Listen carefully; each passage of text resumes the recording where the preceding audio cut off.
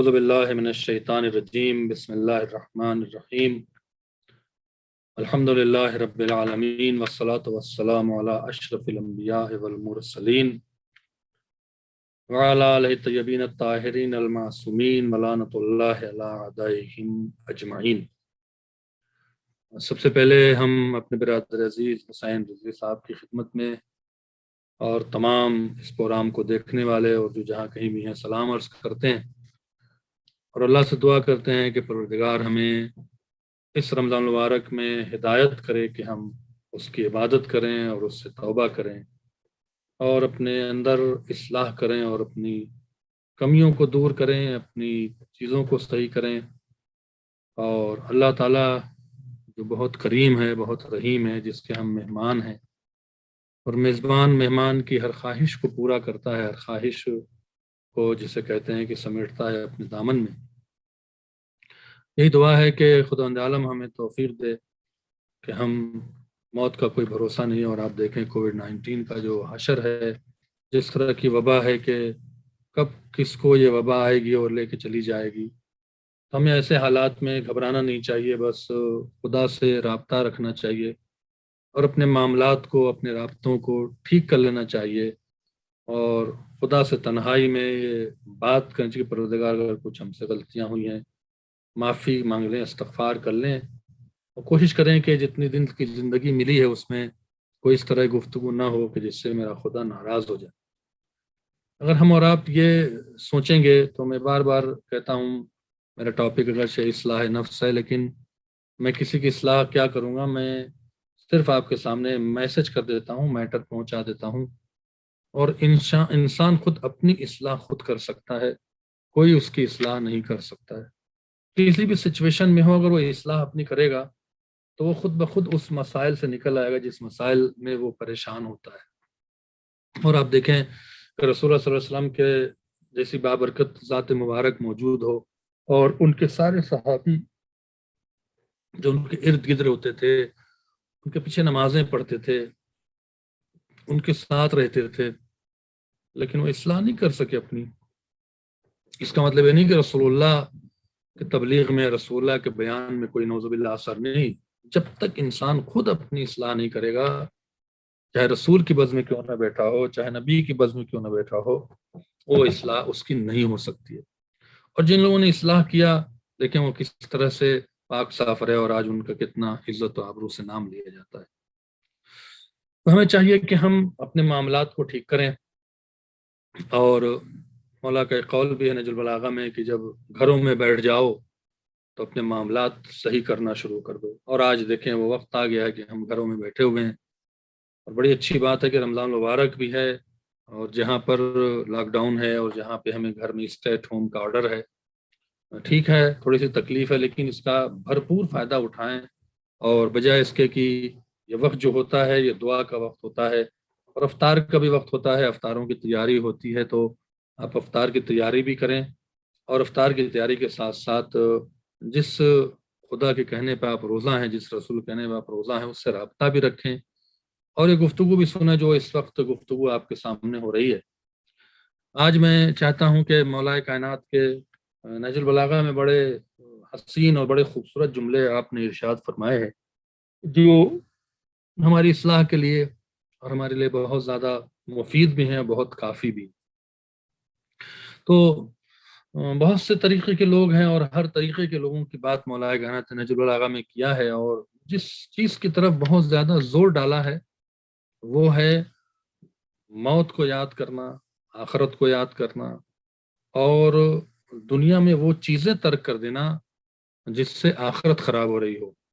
دنیا خراب ہو جائے فرق نہیں پڑتا ہے، دنیا میں کوئی نقصان ہو جائے آپ کا، اس سے فرق نہیں پڑتا ہے، کچھ نہیں ہوگا آپ کا، لیکن آخرت کا نقصان نہ ہو، اللہ ناراض نہ ہو جائے، اللہ کا رسول ناراض نہ ہو جائے، اہل بیت ناراض نہ ہو جائیں، تو بعض چیزوں کو، ہر ٹائپ کے لوگوں کے، ہر شکل و صورت کے لوگوں کا تذکرہ مولا کائنات نے، کیسے لوگ ہوتے ہیں، کس طرح کے لوگ ہوتے ہیں، کس طرح کے اچھے لوگ ہیں، کس طرح کے برے لوگ ہیں، وہی نہج البلاغہ میں اکثر جگہوں پر ملتا ہے۔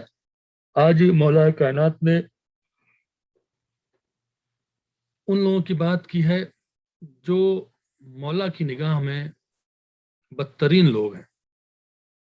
دیکھیے، ہم اس لیے ان باتوں کو سامنے لے آ رہے ہیں کہ خدا نہ خواستہ اگر ہمارے اندر اس طرح کی کوئی صفت ہے، ہمیں رمضان المبارک میں بہت اچھا موقع ہے کہ ہم اللہ سے دعا کریں کہ وہ صفت ہمارے اندر سے، وہ عادتیں ہمارے اندر سے ختم ہو جائیں۔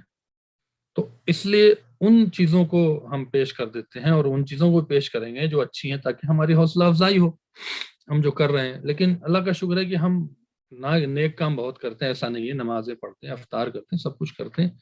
کبھی کبھی ایسا ہوتا ہے کہ بہت سی ایسی برائیاں ہوتی ہیں انسانوں میں جس کی طرف وہ متوجہ نہیں ہوتا اور اسے برائی نہیں سمجھتا ہے۔ تو اس لیے جو برائیوں کی طرف انڈیکیٹ کر رہے ہیں مولا کائنات، اور جن چیزوں کی طرف بتا رہے ہیں، ان کا بتانا بہت ضروری ہوتا ہے، اس لیے کہ ہمیں اور آپ کو اندازہ ہو جائے کہ آخر بری چیز ہے کیا، اور اس سے ہم انشاءاللہ پرہیز کریں اور ان عادتوں کو نہ ڈالیں، اور عادت اگر پڑی بھی ہے تو ان عادتوں سے ہم جسے کہتے ہیں کہ اجتناب کریں۔ تو جو پہلی بات یہ ہے کہ مولا فرماتے ہیں، آپ کا کلام ہے، 70 نمبر کا خطبہ ہے یا کلام بھی ہے۔ ارشاد فرماتے ہیں مولا کائنات، میں عربی میں دو چار لفظیں تبرکن پڑھ دیتا ہوں کہ فیہا ابغض الخلائق اللہ صنفان، جن سے اللہ بہت زیادہ غضبناک ہوتا ہے، جن سے بہت زیادہ ناراض ہوتا ہے، دو قسم کے لوگ ہیں۔ فیہا ابغض الخلائق اللہ، جو اللہ کو بہت زیادہ ان نائلوں کے بارے میں کے بغیر فیصلہ کام شروع کر دیتے ہیں، اور اسی ذیل میں دو بدترین اقسام مخلوقات کا ذکر، یعنی دو لوگ ایسے ہیں جن سے جو اللہ خلق اللہ صنفان، ابغضا مطلب بدترین لوگ ہیں۔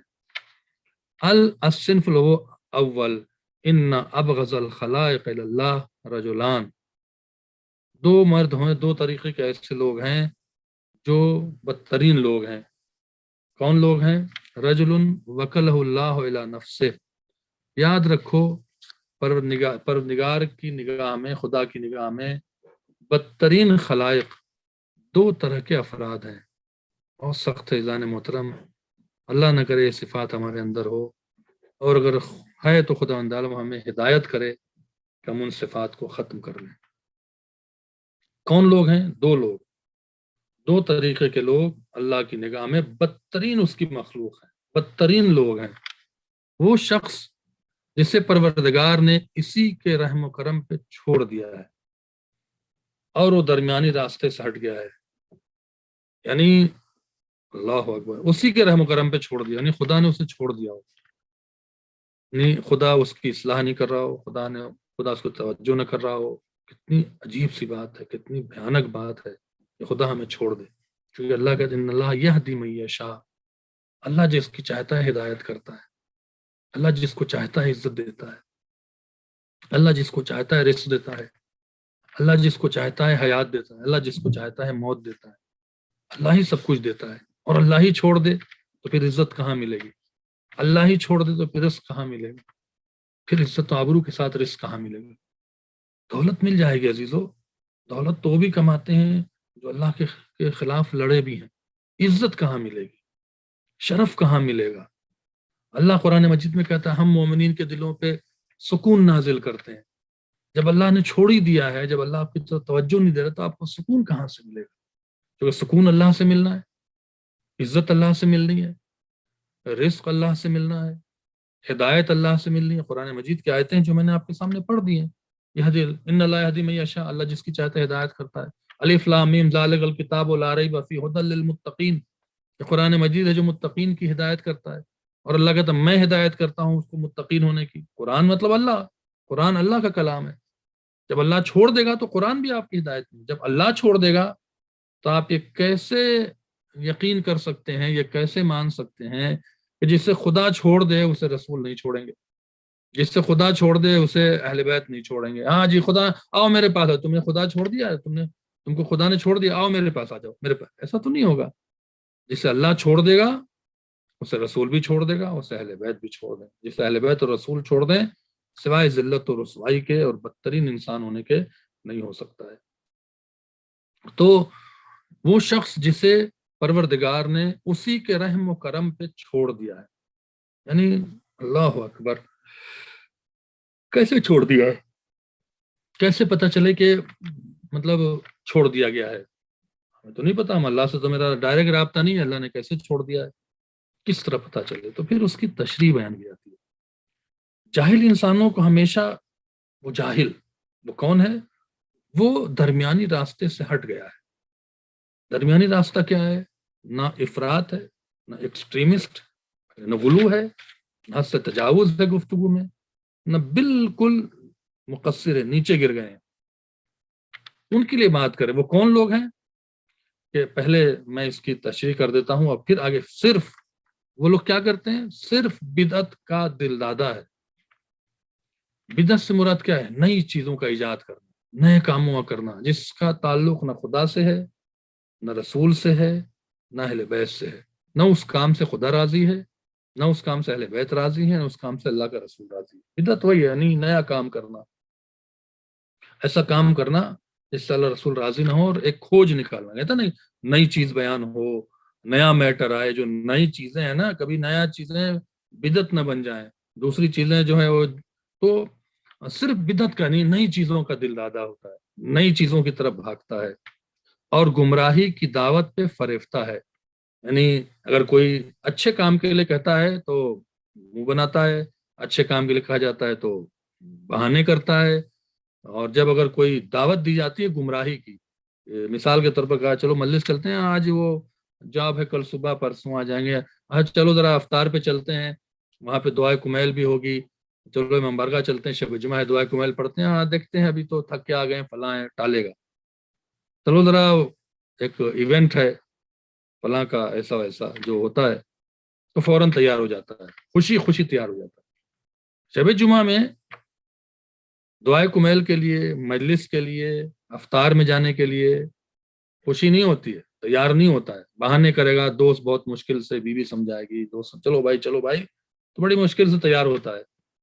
وہی کسی نے کہا کہ آج فلاں جگہ پہ ایک ایونٹ ہے، اب آپ کو اور کھل کے کیا بتائیں، آپ سمجھ رہے ہیں، فوراً تیار ہو جائے گا، فوراً چلو چلو چلو چلتے ہیں، اور دو چار کو اور بھی اکٹھا کر۔ وہی شخص جو مجالس و شب جمعہ کے پروگرام میں جانے میں اتنی آسکت کرتا ہے، کوتاہی کرتا ہے، وہی شخص جب اس طرح کا کوئی ایونٹ ہوتا ہے جہاں پہ گناہ ہو رہا ہو، جہاں پہ غیر شرعی باتیں ہو رہی ہوں، تو دوڑ کے یہ جاتا ہے۔ یہ اللہ کی نگاہ میں بدترین مخلوق ہے جسے خدا نے چھوڑ دیا ہے۔ تو ہمیں انشاءاللہ ان چیزوں کا ہمیں بہت خیال کرنا چاہیے۔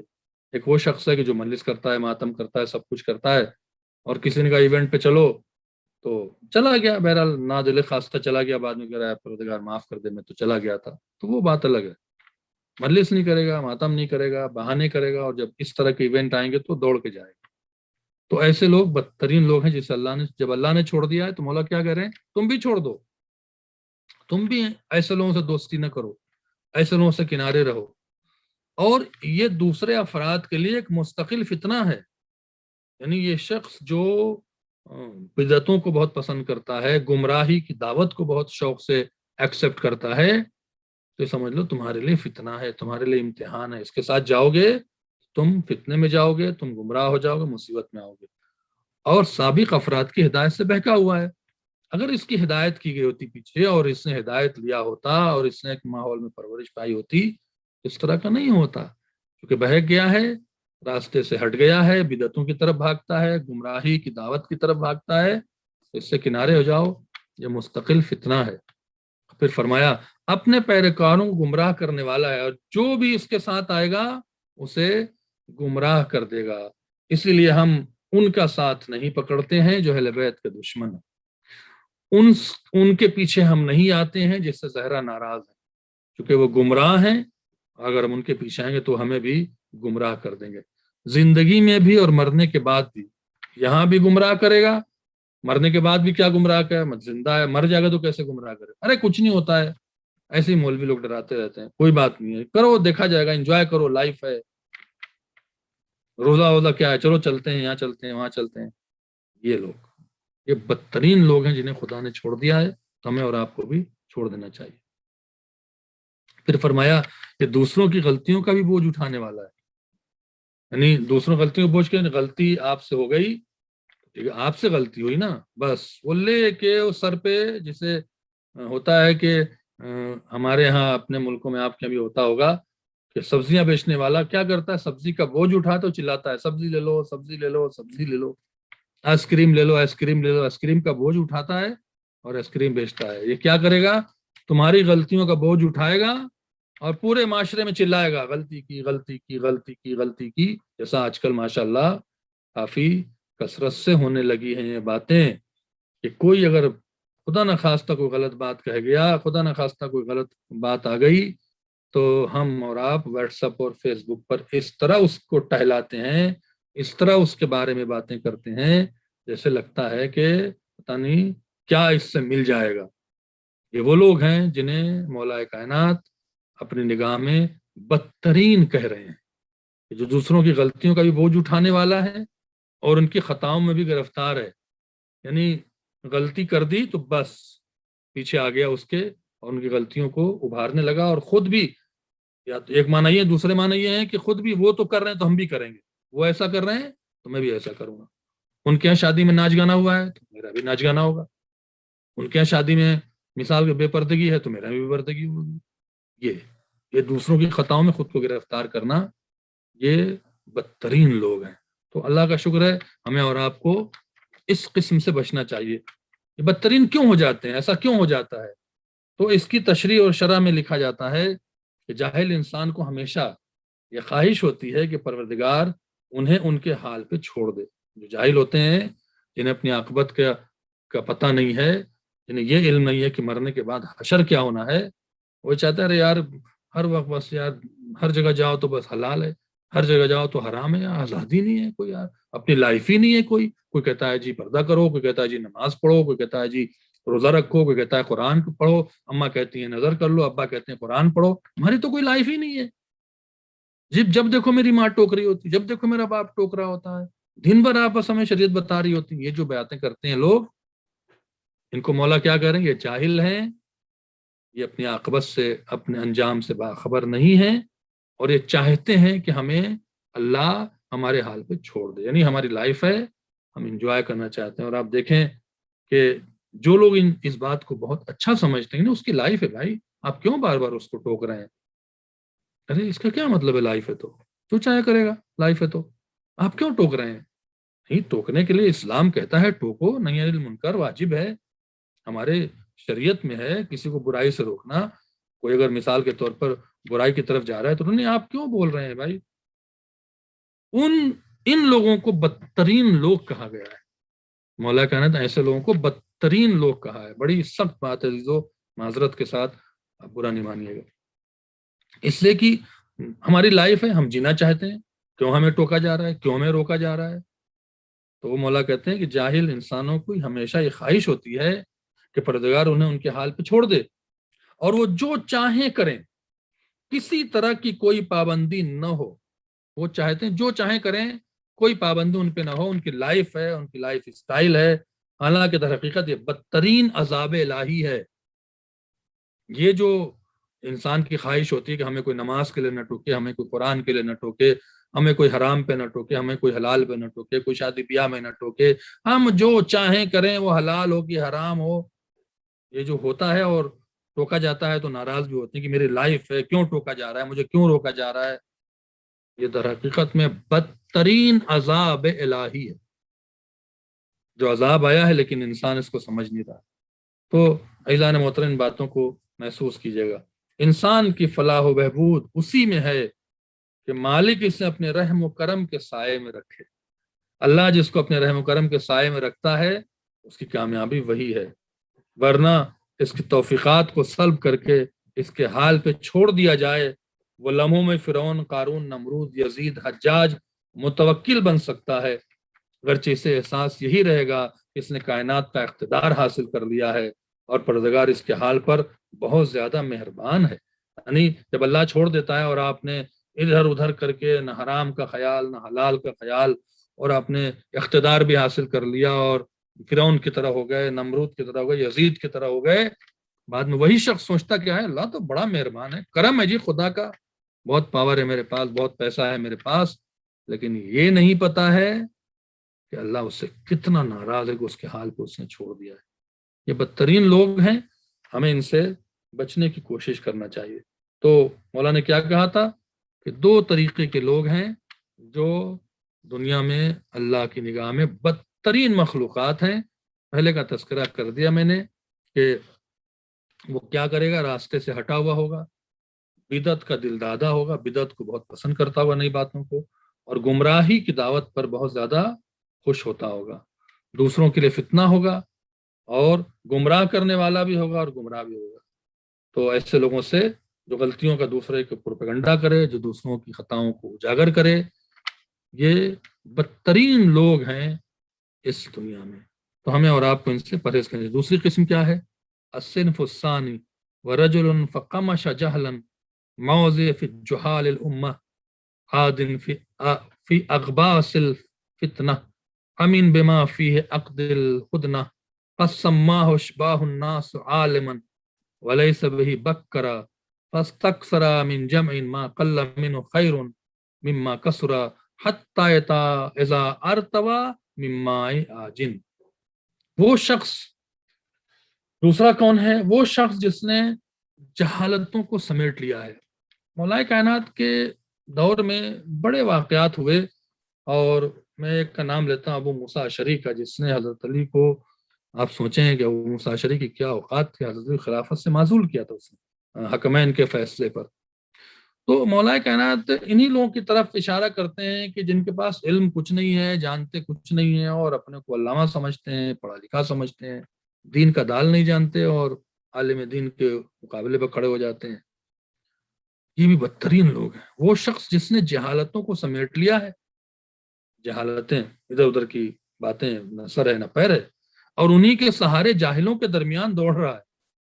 جاہلوں کے درمیان جہالت کو سمیٹ کے انہی کے درمیان میں رہ رہا ہے، دوڑ لگا رہا ہے، فتنوں کی تاریکیوں میں دوڑ رہا ہے، اور امن و صلح کے فوائد سے یکسر غافل ہے. غافل ہے کہ کیا ہوتا ہے. جن کا قلیل ان کے کثیر سے بہتر ہے. وہ انسان نما لوگوں کے نے اس کا نام عالم رکھ دیا ہے، حالانکہ اس کا علم سے کوئی تعلق نہیں. اللہ اکبر. جو جاہل قوم ہے، جاہل لوگ ہیں، جاہل کو عالم کہہ دیتے ہیں، جبکہ اس کا علم سے کوئی تعلق نہیں ہے. اللہ اکبر. صبح سویرے ان باتوں کو تلاش میں نکل پڑتا ہے، جن کا قلیل اس کے کثیر سے بہتر ہے. اور یہاں تک کہ جب گندا پانی سے سیراب ہو جاتا ہے اور محمل اور بے فائدہ باتوں کو جمع کر لیتا ہے، تو لوگوں کے درمیان قاضی بن کر بیٹھ جاتا ہے. میں اس کا کیا اشارہ تشریح کروں، مجھے تو شرم آ رہی ہے.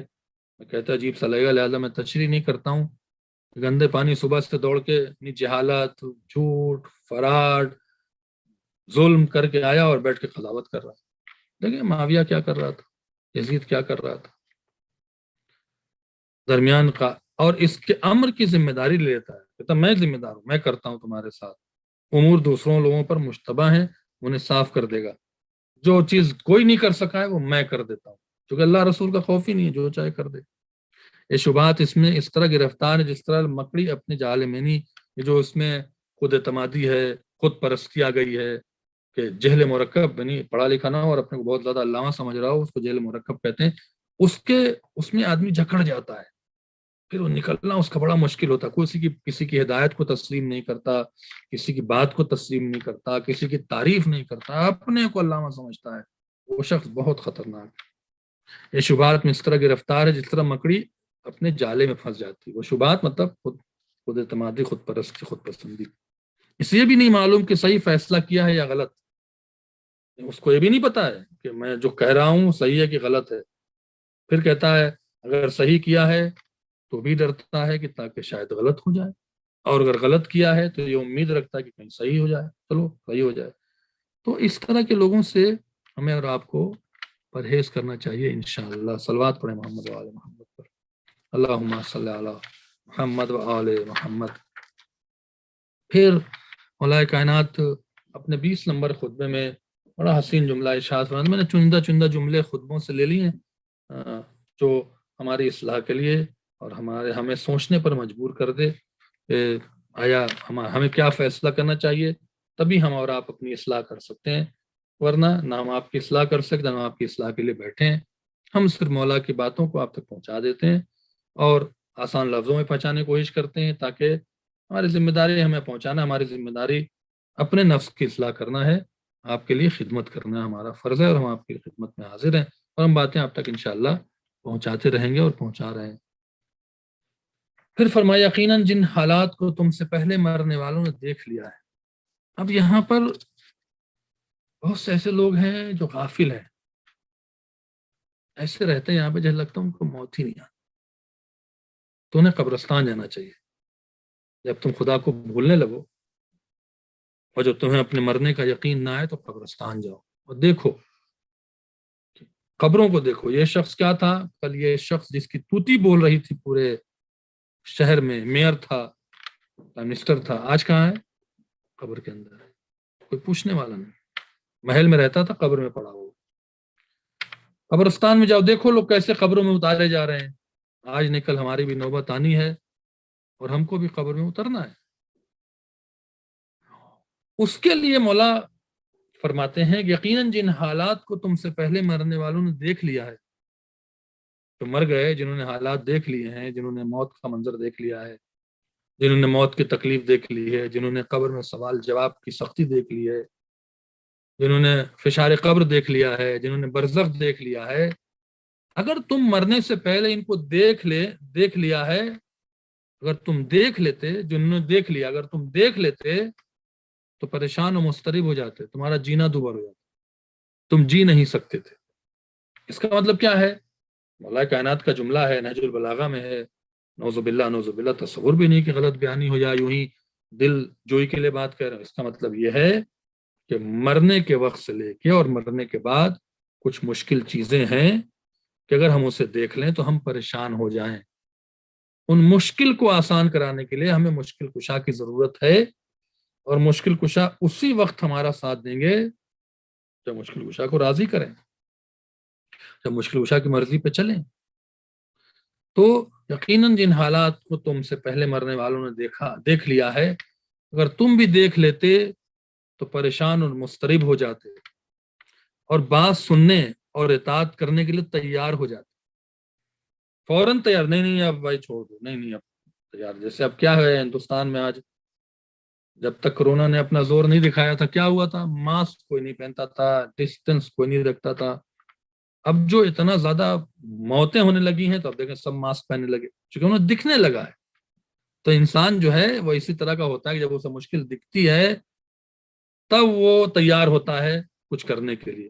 وہ غافل ہے، پہلے سے اگر وہ آمادہ کر لے، پہلے سے انتظام کر لے تو اسے مشکل پیش نہ آئے۔ یہ کہنا چاہتے ہیں مولا شاید بات سننے اور اطاعت کرنے کے لیے تیار ہو جائے، لیکن مشکل یہ ہے کہ ابھی وہ چیزیں تمہارے لیے پس حجاب ہیں۔ موت تمہیں آئی نہیں ہے، قبر میں تم گئے نہیں ہو، آنی ہے موت تبھی آئی نہیں ہے، تو اس لیے تم عمل کرنے پر تیار نہیں ہو، نصیحت سننے پر تیار نہیں ہو، حرام حلال کی باتیں ہو رہی لیکن ہم اپنے ضد کے ڈھرے پر لگے ہوئے، ہمیں نہیں سننا ہے، ہمیں نہیں عمل کرنا ہے۔ کیوں؟ اس لیے کہ تمہیں نہیں پتا ہے کہ پیچھے آپ کے ساتھ ہونا کیا۔ پتا چل جائے تو تم خود بخود کرنے، لیکن یاد رکھو ابھی وہ چیز تمہارے لیے پس حجاب ہے، موت نہیں آئی ہے، لیکن ان قریب یہ پردہ اٹھنے والا ہے، موت آنے والی ہے، یہ طے ہے۔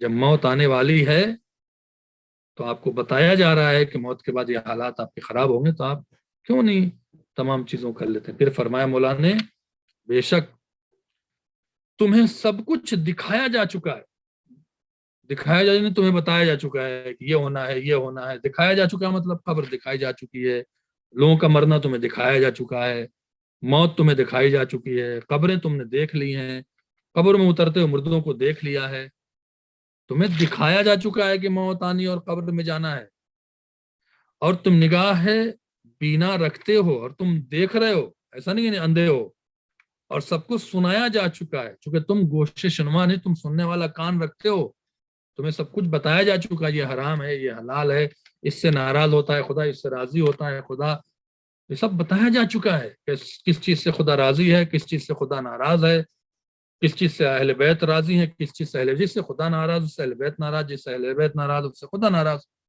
دونوں کی رضایت کا خیال رکھنا ہے۔ یہ تمہیں سنایا جا چکا ہے، من کن تو مولا ہو فہذا علی مولا، سنایا جا چکا ہے۔ علی کی ولایت کے بغیر تمہیں کوئی اجر نہیں ملنا ہے، سنایا جا چکا ہے. نماز واجب ہے، نہیں پڑھو گے تو سزا ملے گی، سنایا جا چکا ہے. اگر تم گناہ کرو گے تو تم اس کی سزا ملے گی، سنایا جا چکا ہے. فشار قبر ہے، سنایا جا چکا ہے. حساب و کتاب قبر میں ہے، سنایا جا چکا ہے. پھر بھی آپ ہدایت نہیں پا رہے ہیں، پھر بھی آپ کو احساس نہیں ہے، تو ان کا کوئی علاج نہیں ہے. ان کا کوئی علاج نہیں ہے، کوئی کچھ نہیں کر سکتا ہے صرف دعا کے علاوہ. لیکن بے شک تمہیں سب کچھ دکھایا جا چکا ہے. اگر تم نگاہ بینا رکھتے ہو، اگر تمہیں نگاہ ہے، تمہاری شعور ہے، تو تمہیں دکھایا جا چکا ہے، تمہیں سنایا بھی جا چکا ہے. اگر کیوں؟ اس سے کہ تم کوشش نما رکھتے ہو، تم سمجھتے ہو، سنتے بہت غور سے ہو. اور تمہیں ہدایت دی جا چکی ہے. اگر تم ہدایت حاصل کرنا چاہو، ہدایت دی جا چکی ہے. اب جب دی جا چکی ہے تو تمہیں ہدایت لینا چاہیے. سب کچھ ہو چکا ہے، سب کچھ بیان ہو چکا ہے. اور میں بالکل برحق کہہ رہا ہوں کہ عبرتیں تمہارے سامنے کھل کر آ چکی. مولا کہتے ہیں عبرتیں لو، دوسروں سے عبرتیں لو. ان کے ساتھ کیا حشر ہوا، ان کے ساتھ کیا مکافات ہوا. جنہوں نے نیکیاں کی ان کا کہاں نام ہے، جنہوں نے برائیاں کی وہ کہاں پہنچے ہوئے ہیں. آپ دیکھیں کربلا میں عبرت لیں، کربلا میں سبق لو. عبرتیں مطلب سبق لو. حر کو دیکھ لیں اور حرملہ کو دیکھ لیں، عمر سعد کو دیکھ لیں اور جناب حر کو دیکھ لیں. یزید کے لشکر میں حر بھی تھا، یزید کے لشکر میں عمر سعد بھی تھا. حر ہدایت پا گیا، حر کی آنکھیں کھل گئیں، حر کا کان کھل گیا. حر کہاں ہے؟ علیہ السلام، حسین کا بخشا ہوا. عمر سعد غفلت میں رہا، گھمنڈ میں رہا، اعتماد میں رہا. میں کر لوں گا، مجھے ملک چاہیے، مجھے اقتدار چاہیے. حشر کیا ہوا؟ مارا بھی گیا اور قیامت تک کے لیے قابل لعنت بن گئے. تو ہمیں اور آپ کو جو ہے وہ سبق سکھاتی ہے چیز، سبق سیکھنا چاہیے. مولا کیا کہتے ہیں؟ ہدایت دی جا چکی. اگر تم ہدایت لینا چاہو، اور میں بالکل حق پر کہہ رہا ہوں. مولا کہتا ہے میں جو کہہ رہا ہوں وہ سچ کہہ رہا ہوں. مولا کہہ رہے ہیں عزیزو، مولا علی کہہ رہے ہیں، جن کے نام پر بھی قربان ہے، جن کے فضائل پہ بھی قربان ہے، جن کی نصیحتوں پہ بھی قربان ہے. عبرتیں تمہارے سامنے کھل کر آ چکی ہیں، واقعات تمہیں بتائے جا چکے ہیں، اور تمہیں اس قدر ڈرایا جا چکا ہے جو بقدر کافی ہے.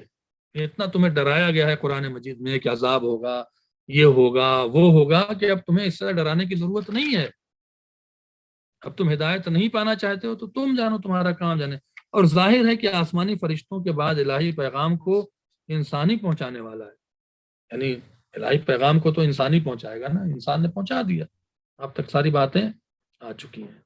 اس کے باوجود اگر ہم ہوش و حواس میں نہیں آ رہے ہیں تو یہ ہمیں اپنے بارے میں خود سوچنا چاہیے.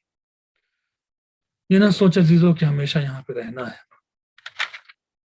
یہ نہ سوچیں کہ ہمیشہ یہاں پہ رہنا. سورہ روم میں آیت نمبر 7 میں خداوند عالم ارشاد فرماتا ہے یعلمون ظاہرا من الحیات الدنیا وہم عن الآخرۃ ہم غافلون. یار یہ لوگ جان جاتے ہیں ظاہراً کہ یہ حیات دنیا میں ہیں، لیکن ان کو آخرت سے غافل ہے. پھر ایک جگہ پہ فرماتا ہے یحسب ان مالہ اخلدا، اور یہ جو مال وغیرہ جمع کیے ہوئے ہیں یہ سمجھتے ہیں کہ ہمیشہ رہنے والا ہے، ہمیشہ ہم زندہ بھی رہیں گے 100 سال اور ہمارے بینک میں پیسہ بھی پڑا ہوگا. ایسا نہیں ہو سکتا. ہمیں اور آپ کو ان تمام چیزوں سے عبرتیں حاصل کرنا چاہیے کہ جو خدا عالم نے، جو مولا کائنات ہمیں اس وقت سمجھا رہے ہیں. تو ظاہر ہے آسمانی فرشتوں کے بعد الہی پیغام کو انسان ہی پہنچانے والا ہے. پھر آگے مولا فرماتے ہیں بے شک منزل مقصود تمہارے سامنے ہے. منزل مقصود یعنی موت، اور ساتھ موت تمہارا تعاقب میں. منزل مقصود یعنی قبر، منزل مقصود یعنی برزخ، منزل مقصود یعنی مولا کائنات سے ملنا. اور موت جو ہے وہ تمہارے پیچھے لگی ہوئی ہے، تمہیں اپنے ساتھ لے کر چل رہی ہے، بلکہ تمہارے ساتھ ساتھ چل رہی ہے. جب جائے گی تمہیں اٹھا لے گی.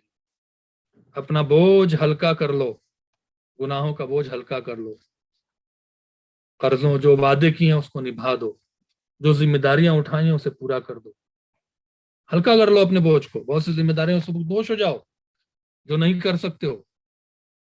کیوں؟ تاکہ پہلے والوں سے ملق ہو جاؤ کہ ابھی تمہارے سابقین سے تمہارا انتظار کرایا جا رہا ہے. جو تم سے پہلے چلے گئے ہیں وہ تمہارا انتظار کر رہے ہیں، اور شاید اس کا مقصد یہ ہے، مفہوم یہ ہے کہ وہ تمہیں بتا رہے ہیں دیکھو ہم نے بوجھ اٹھایا تھا، ہم پریشان ہیں، ہم سے چلا نہیں جا رہا ہے۔ آپ جیسے مثال کا ہلکا ہے، فلائٹ سے اترتے ہیں اور ایک شخص کے پاس ایک چھوٹا سا بیگ ہے، وہ نکلتا ہے فوراً، آسانی ہو جاتا ہے، گاڑی پکڑتا ہے، 35-40 منٹ گھر پہنچ جاتا ہے۔ ایک کے پاس بڑا بیگ ہے، کبھی اٹھا کے رکھنا پڑتا ہے گاڑی پر، کبھی اٹھا کے رکھنا پڑتا ہے کار میں، کتنا مشکل ہے اس بوجھ کو اٹھانا۔ ہلکا کر لیں بوجھ مرنے سے پہلے، تاکہ ہمیں اور آپ کو جو ہے وہ خداوند عالم نجات دے دے۔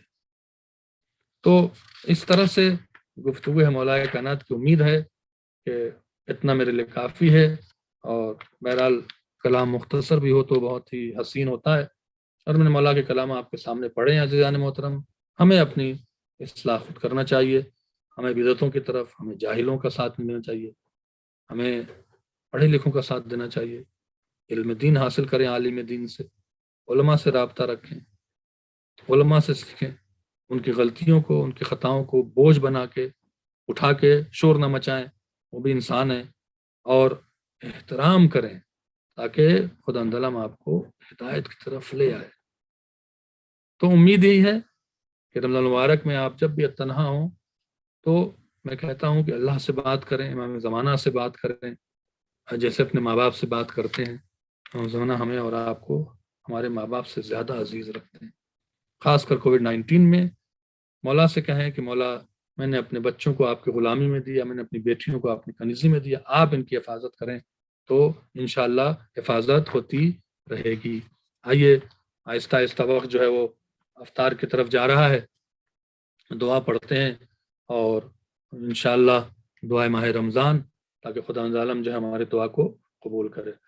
اللہم صلی علی محمد وآل محمد، بسم اللہ الرحمن الرحیم، یا علی یا عظیم یا غفور یا رحیم، انت رب العظیم الذی لیس کمثلہ شیء وهو السمیع البصیر، وهذا شهر عظمته وكرمته وشرفته وفضلته على الشهور، وهو الشهر الذي فرضت صيامه علي، وهو شهر رمضان الذي أنزلت فيه القرآن هدى للناس وبينات من الهدى والفرقان، وجعلت فيه ليلة القدر وجعلتها خيرا من ألف شهر، فيا ذا المن ولا يمن عليك من علي بفكاك رغبتي من النار، في من تمن عليه وادخل الجنة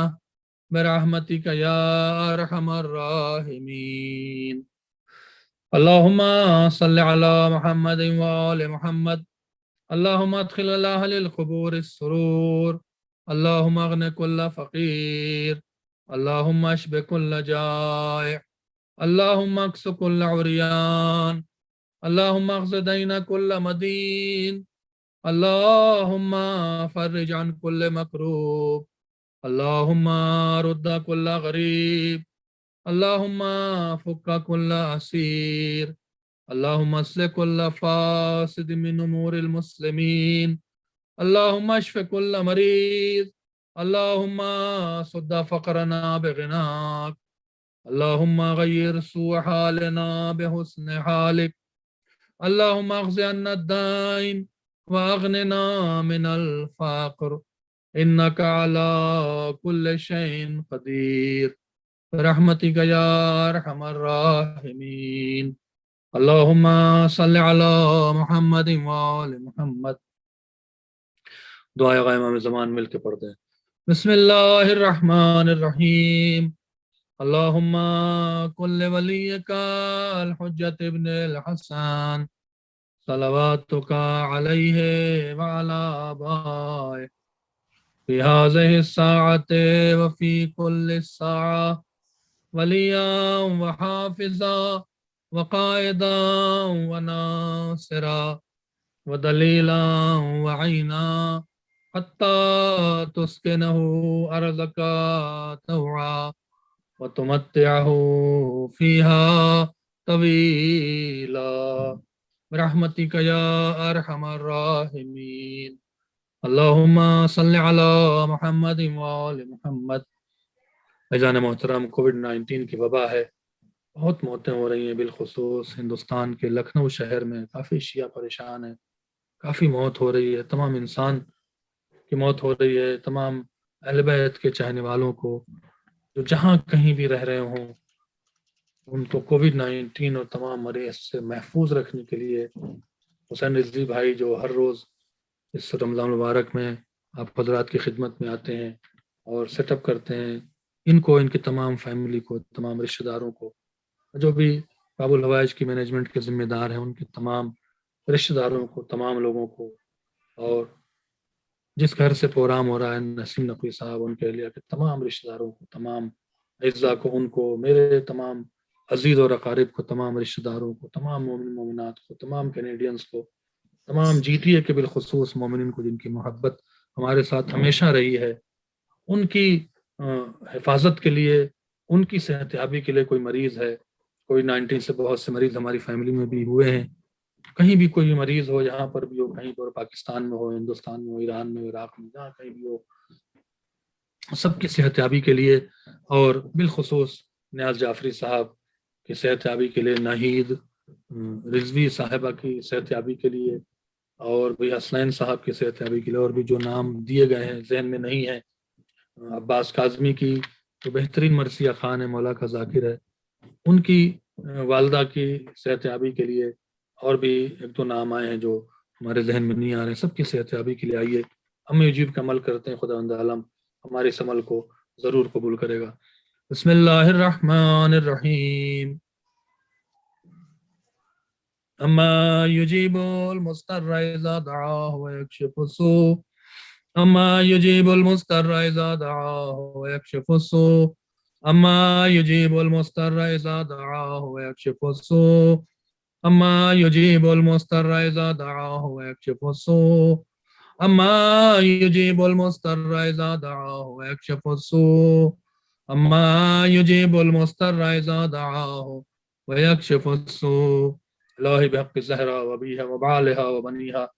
عزیزان محترم، افطار سے پہلے روزہ کی دعا کو اللہ رد نہیں کرتا، بس چند منٹ رہ گئے ہیں افطار کے اندر، آپ تمام حضرات افطار پہ ضرور بیٹھے ہوں گے، اس پروگرام کو دیکھ رہے ہوں گے، آئیے دعا کرتے ہیں سب کے لیے، پروردگار مل کے آپ حضرات آمین کے، پروردگار محمد وآل محمد کا واسطہ، جو حاضرین ناظرین ہیں ان کو کووڈ 19 ان کی تمام فیملی کو اس وبا سے محفوظ فرما، جو پریشان حال ہیں ان کی پریشانیوں کو دور فرما، جو بیمار ہیں بیمار کربلا کے صدقے میں صحت کامل عطا فرما، جو مقروض ہیں ان کے قرض کو ادا فرما، جو بے روزگار رزق حلال عطا فرما، جنہیں روزی دے ان کے رزق میں برکت نازل فرما، کووڈ 19 کے برے اثرات سے محفوظ فرما، ہمارے آباء و اجداد کی مغفرت فرما، مومن مومنات کی مغفرت فرما، اور ذرا ہمارے دعا کو قبول فرما، رمضان المبارک میں ہمیں عبادت کی توفیق عطا فرما، گناہ سے بچنے اور واجب پہ عمل کرنے کی توفیق عطا فرما، پروردگار ہمارے کردار، ہمارے اعمال، ہمارے ذکر سے امام زمانہ کو راضی فرما،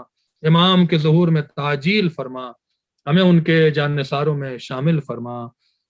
آپ حضرات سے گزارش، ایک بار سورہ حمد اور 3 بار سورہ توحید کی تلاوت فرما کے حسین رضوی صاحب کے تمام مرحومین، باب الوائج کی مینجمنٹ کے تمام مرحومین، جس گھر سے پروگرام ہو رہا نسیم نقوی صاحب اور ان کے اہلیہ کے تمام مرحومین، ہمارے تمام مرحومین، اور جن لوگوں نے سورہ فاتحہ کا التماس کیا، میرے ذہن سے نام نکلا، ایک دو نام آئے ہیں، ان کے لیے، تمام مومن مومنات کے لیے، تمام ملت جعفریہ کے شہداء کے لیے، علماء کے لیے، سب کے لیے خدمت گزاروں کے ایک بار سورہ حمد 3 بار سورہ توحید کی تلاوت فرما کے آپ ارسال فرما دیں۔ اللہم صلی علی محمد وآل محمد، اللہم صلی علی محمد وآل محمد، اللہم صلی علی محمد وآل محمد۔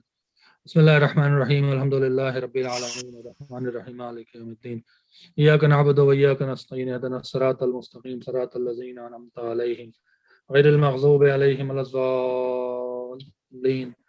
بسم اللہ الرحمن الرحیم، قل هو اللہ احد اللہ الصمد لم یلد ولم یولد ولم یکن له کفوا احد۔ بسم اللہ الرحمن الرحیم، قل هو اللہ احد اللہ الصمد لم یلد ولم یولد ولم یکن له کفوا احد۔ بسم اللہ الرحمن الرحیم، قل هو اللہ احد اللہ الصمد لم یلد ولم یولد ولم یکن له کفوا احد۔